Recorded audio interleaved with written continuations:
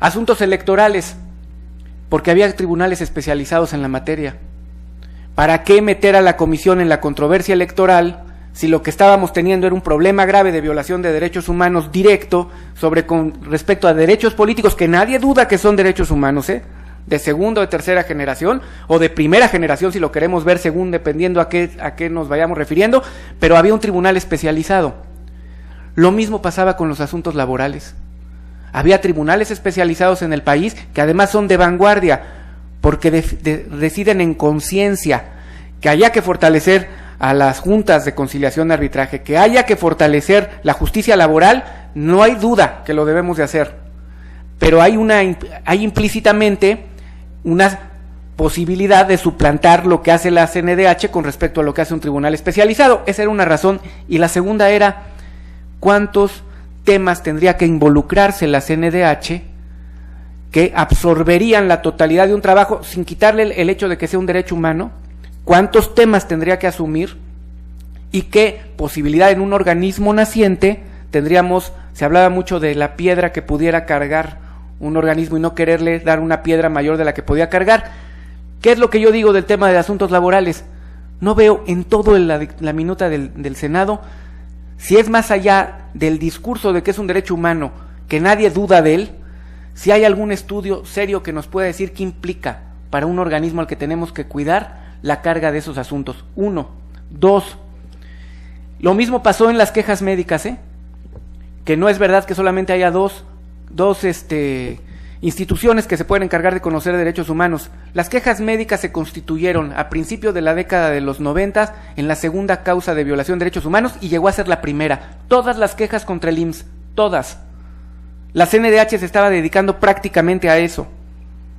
Y entonces se tomó la decisión de que se creara lo que se llamaba Procuraduría de la Salud, que le generaba mucho escozor a los médicos que tuvieran un órgano que se llamara Procuraduría, y se llamó Comisión Nacional de Arbitraje Médico, la que por cierto también conozco. Yo hice ese decreto, era director general de asuntos jurídicos, y se habló, veíamos si la relación era un asunto de Profeco, era un asunto de CNDH, o teníamos que idear una institución distinta que viera la relación, esa relación que se da terapéutica médico-paciente y que no se rompiera bajo el principio del cuarto constitucional, derecho humano, derecho a la salud.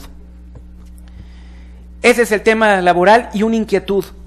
Si por derecho laboral entendemos que como derecho humano abrimos la puerta para que se metan en asuntos intersindicales la CNDH, con el costo que va a implicar para la CNDH estarse desgastando en ese tema, habría que pensarlo con más cuidado.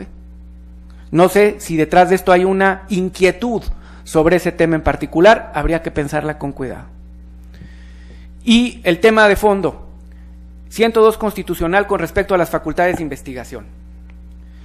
Se ha dicho con justeza que la CNDH puede conocer ya de violaciones a derechos humanos, y cualquier violación a derecho humano entiendo que es una violación grave.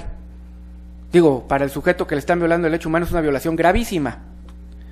La Corte tenía esta facultad porque es un control político de la Constitución, así se denominaba por algunos teóricos. Sin embargo, ese control político de la Constitución nunca le atribuyó a la Corte facultades de autoridad. Aquí lo que extraña es el tema, no que la Comisión Nacional tenga una facultad de investigación, pues esa la tiene. De hecho, habría que preguntarle si en este momento no puede conocer la Comisión Nacional de Derechos Humanos de cualquier violación grave a los derechos humanos en México, si tiene algún limitante, y sobre eso discutir. En este momento lo puede hacer. Lo grave del tema es que le atribuyamos a la CNDH el carácter de autoridad, que tiene un peso específico en nuestra legislación. Cuando hablamos de una autoridad en nuestra legislación en México, hablamos que tiene facultades para cometer la posibilidad de actos que se denominan por la Constitución y por la ley actos arbitrarios. Y cualquier autoridad en este país está sujeta a control jurisdiccional, cualquiera. Significaría en los hechos que a la CNDH la estamos subordinando al Poder Judicial. En una facultad que ya tiene, 2, la estamos deslegitimando, porque decimos en la minuta del Senado, en el desarrollo de este procedimiento ejercerá facultades de autoridad investigadora en términos de la ley. En términos de la ley, la única autoridad investigadora que hay en nuestro país se llama Ministerio Público. artículo 21 de la Constitución. Eso estamos haciendo de la CNDH en esta facultad. Un ministerio público, con facultades para arraigar, no sé si las use o no, aquí no dice si las va a usar, habla de la facultad, para arraigar, para intervenir comunicaciones privadas o para pedir que se le presente a algún individuo con la fuerza pública.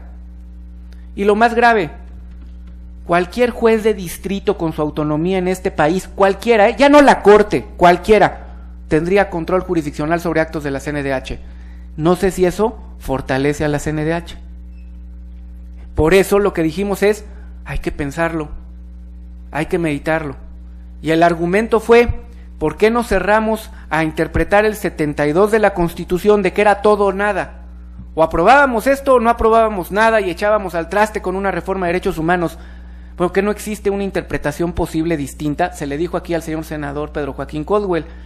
Y estos argumentos, como pueden ver, no tienen nada que ver que si es el Senado y nosotros los diputados, que si es un asunto partidista o no, tiene que ver con un asunto técnico de querer fortalecer a la Comisión Nacional de Derechos Humanos, fortalecerla realmente, que nos funcione mejor, que de eso se trata, hacer una reforma a la Constitución. Yo lo dejaría aquí, ahí están los argumentos. Puede ser que seamos 1, 2 o 3 diputados, yo creo que somos más, no lo sé.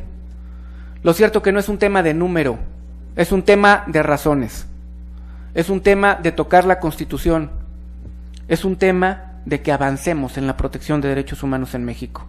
Muchísimas gracias por su atención. Muchas gracias a usted, señor diputado Alfonso Navarrete Prida. Abrimos una sesión de preguntas y respuestas.